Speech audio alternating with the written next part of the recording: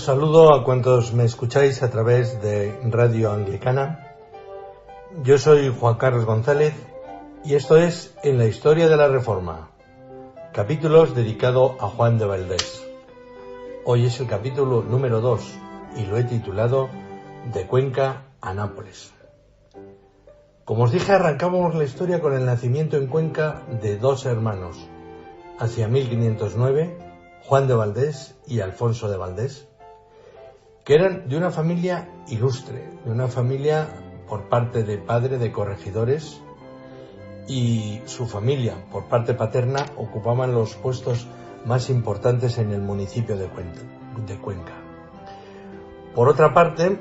por la parte materna, descendían de una familia judío conversa que eran los Berrea, y según el obispo Carlos López Lozano, en un trabajo de investigación sobre la realidad del protestantismo en Alcalá de Henares, un hermano de su madre fue quemado por la Inquisición al ser a la vez párroco de la iglesia de San Salvador de Cuenca y rabino. Se trata de don Fernando de la Barreda y solía reunirse como rabino con los criptojudíos conquenses para leer la Torá, la Sagrada Escritura, y así como podemos decir que los Valdés lo llevaban en la sangre, semita por supuesto, el conocimiento tan profundo que tuvo él de la lengua hebrea para poder realizar grandes traducciones y grandes interpretaciones de la Sagrada Escritura. Pero antes de iniciarse en lo que fueron sus estudios, de joven fue paje en casa de Diego López Pacheco, marqués de Villena, que ya era un amante su jefe, por decirlo de alguna manera, de las grandes ideas reformadas. En esta adolescencia con el marqués leerá la Sagrada Escritura, la meditará y formará parte de lo que era un incipiente grupo de alumbrados muy bien organizados en Guadalajara y su zona de influencia, y que estaban organizados alrededor del citado Pacheco que os he dicho y de un empleado suyo, Pedro Ruiz de Alcaraz, que vivió entre 1480 y 1524, que organizó varias iglesias o comunidades alumbradas en Cifuentes y Pastrana, hoy provincia de Guadalajara, y que arrastraron al protector de Juan de Valdés a ser acusado de alumbrado. Pero claro, este era un hombre del círculo real, era un grande en la nobleza, y eso paraba muchos procesos. Si a estas experiencias de iluminismo o alumbrismo le sumamos el conocimiento, como os he dicho, de la lengua hebrea, más la recomendación del marqués de Villena,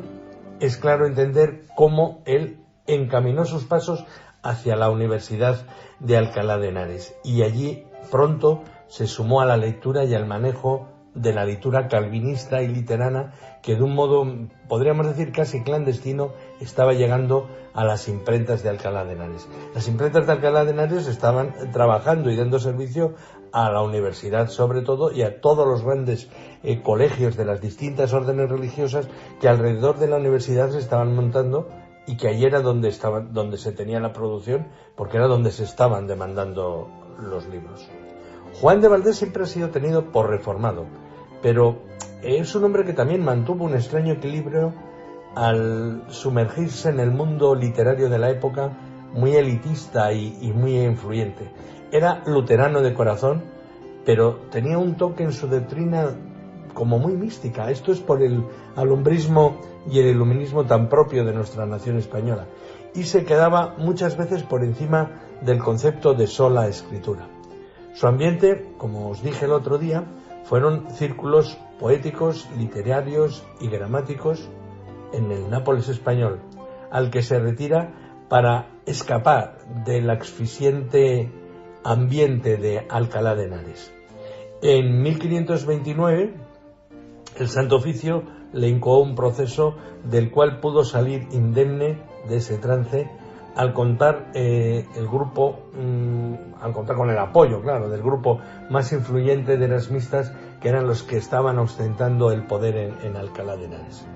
Este hecho se enmarcó en el esfuerzo de los erasmistas de Alcalá de Henares, que estaban bien organizados y que también estaban hartos de la intolerancia contrarreformista. Erasmo de Róterdam se había sentido entusiasmado con la publicación que había hecho del Diálogo, una obra que veremos más adelante, Diálogo de la doctrina cristiana,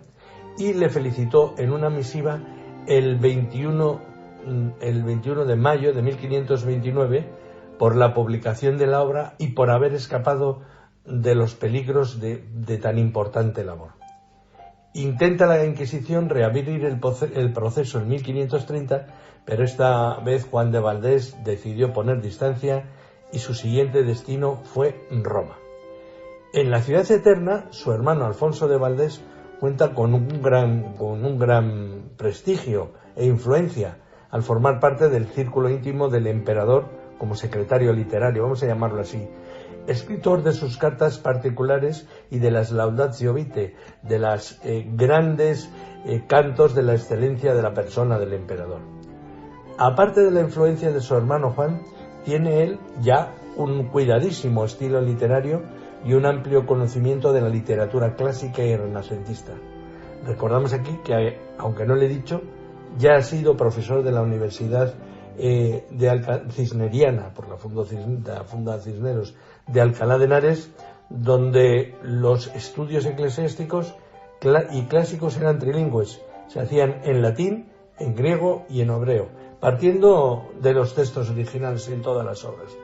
Le encontramos en Roma al menos el día 26 de agosto de 1531, fecha en que se encuentra con un amigo de su hermano, con Juan Ginés de Sepúlveda, que vive entre 1490 y 1573, un historiador eclesiástico que se había formado también en la Universidad de Alcalá de Henares y en la de Bolonia, que fue capellán real y que como historiador, este Juan Ginés de Sepúlveda, plasmó las acciones y el decurso de las guerras y acontecimientos de Carlos V en nada menos 30 volúmenes con el título de Rebus Gestis Caroli V, que es de las cosas, de los temas bélicos, de las gestas de Carlos V. Con relación a la presencia de Juan de Valdés en la corte vaticana, como camarero de capa y espada, era un paje papal de Clemente VII. Clemente VII vive de 4.478 a 1534. Los historiadores italianos dudan de que sea como se ha dicho tradicionalmente. Pudo ser que un personaje como su hermano Alfonso tuviera muchas facilidades para acceder al Papa, sí que hubiera conseguido este cargo. Pero parece ser que su hermano, antes de morir, sí que pudo haber solicitado al Vaticano ese cargo para su hermano, pero que no llegó a hacerse efectivo. Entonces dudamos de que trabajó como camarero de capa y espada o paje papal para el Papa Clemente VII de entonces. El 6 de marzo de 1532 muere su hermano y valedor Alfonso de Valdés de peste en Viena, y vemos a Juan de Valdés en 1533 viajando a Roma, tal vez para recabar el documento de petición del hermano al Papa. En 1533, en Bolonia, en Italia, al sur de Venecia, al sur de Florencia, Bolonia siempre había sido un estado con como una especie de territorio con una universidad, pero aunque está más al norte de Roma, siempre había sido como si dijéramos una dependencia de Roma. Para que lo entendamos, era la Universidad de Roma. Roma no tenía en aquel momento universidad. En 1533, como os digo, en Bolonia, el emperador y el Papa aprueban una alianza. Las relaciones estaban muy, muy, muy mal, y dicho acuerdo conlleva además la no aceptación del repudio de la mujer de Enrique VIII a su primera mujer, Catalina de Aragón, que era tía del rey. El emperador consigue esto para de alguna manera oponerse a Inglaterra. Curiosamente, desde el punto de vista literario, Juan de Valdés había mantenido ciertas ideas, la legalidad matrimonial de ese enlace en su obra Mercurio y Catón, para reírse también del Papa en el libro, pero esto era un juego dialéctico que le estaba haciendo.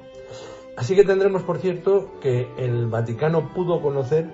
que Alfonso podía haber sido el autor de la sátira de Mercurio y no se atrevió con él por ser secretario real, miedo que se sumó a contrariar al emperador con quejas sobre Juan de Valdés por la obra que ya tenía hecha de diálogo de la doctrina cristiana.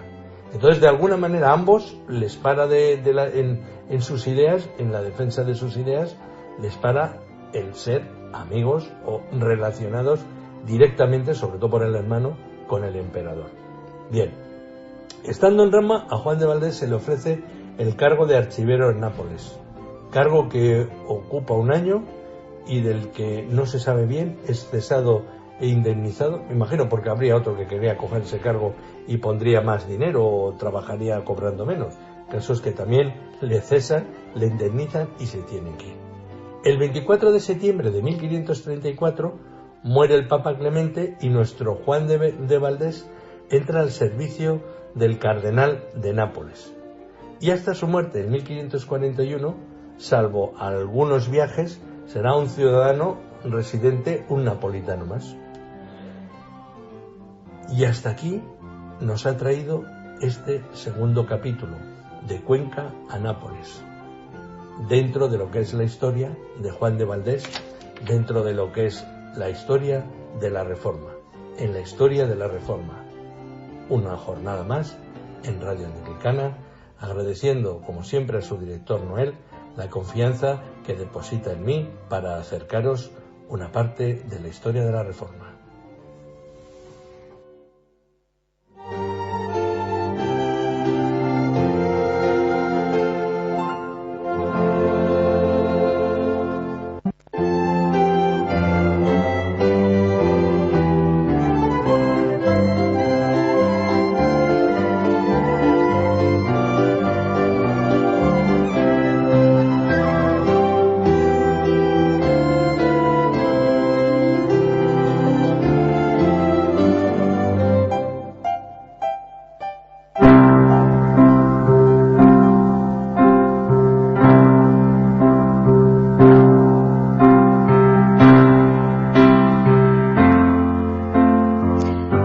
Usted está en sintonía de Radio Anglicana, la voz de la Iglesia en España, transmitiendo vía internet en www.radioanglicana.es. Radio Anglicana, la voz de la Iglesia.